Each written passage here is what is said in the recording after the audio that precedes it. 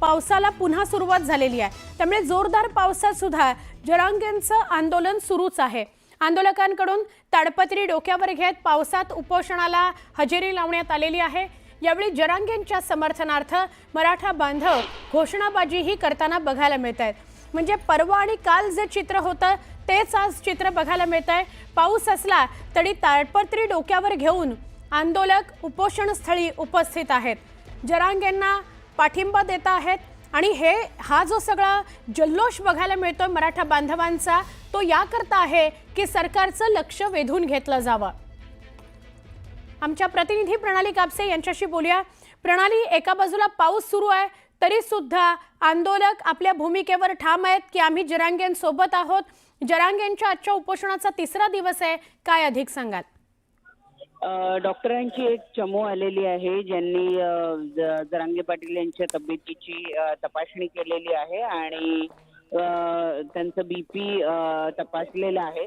आपण पाहतो आहोत की अजून काही तपासण्या करायच्या असाव्यात म्हणून चमू अजूनही थांबून राहिलेली आहे। ते पोलिसांशी संवाद साधतायत आणि आता इथे आपण दुसरीकडे पाहतो की मध्ये मध्ये पावसाची एक मोठी सर येते आहे। अशा 2-3 सरी आतापर्यंत येऊन गेल्या, परंतु आंदोलक काही जागेवरून हललेले नाही। आंदोलक अजूनही आंदोलन स्थळी म्हणजे आझाद मैदान या ठिकाणी थांबून राहिलेले आहेत।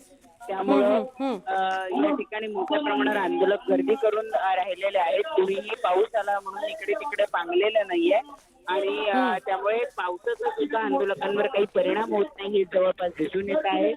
जरांगे पाटील यांनी सांगितल्याप्रमाणे जोपर्यंत त्यांच्या मागण्या मान्य होत नाही तोपर्यंत ते आझाद मैदान सोडणार नाही आणि त्यांच्याबरोबर त्यांना समर्थन देणारे आंदोलनकर्ते हे सुद्धा आझाद मैदान सोडणार नाही अशीच परिस्थिती दिसली आहे। आज उपसमितीचे सदस्य येऊन पुन्हा एकदा भेट घेतील अशी अपेक्षा आहे।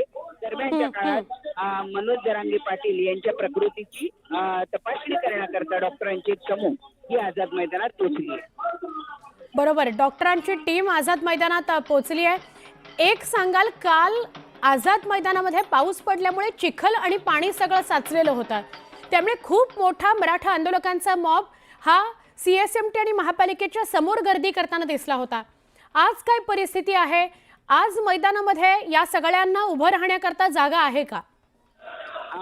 खरं तर काल जेव्हा या संपूर्ण परिसरामध्ये मोठा चिखल झाला होता तेव्हा महापालिका प्रशासनाच्या वतीनं खडी आणून टाकण्यात आलेली आहे, कारण ठिकठिकाणी खड्डे पडले होते आणि त्या खड्ड्यांमध्ये पाणी साचलेलं होतं आणि त्यामुळे मोकळ्या जागेमध्ये मोठ्या प्रमाणावर गर्दी होत होती। तर खड्डे पडलेल्या ठिकाणामध्ये पाणी साचल्यामुळं तिथे पूर्ण चिखल झालेला आपल्याला बघायला मिळाला होता। त्यामुळे पालिका प्रशासन, पोलीस प्रशासनाच्या वतीनं मैदानात अनेक ठिकाणी खडी टाकण्यात आलेली होती आणि आता आपण पाहतो आहोत की तरीही काही ठिकाणी हा चिखल झालेलाच आहे। चमू पुन्हा त्यांचं एकदा बीपी शुगर तपासण्याकरता त्यांचा रक्त काढण्यासाठीचा थोडासा प्रयत्न करू पाहतायत आणि जरांगे पाटील त्यांच्याशी संवाद साधतायत। कदाचित ते नकार देत आहेत। त्यांचं ब्लड टेस्ट करण्याच्या संदर्भामध्ये आपण पाहतो आहोत की उपोषण 3 दिवस झाले जरांगे पाटील यांचं सुरू आहे।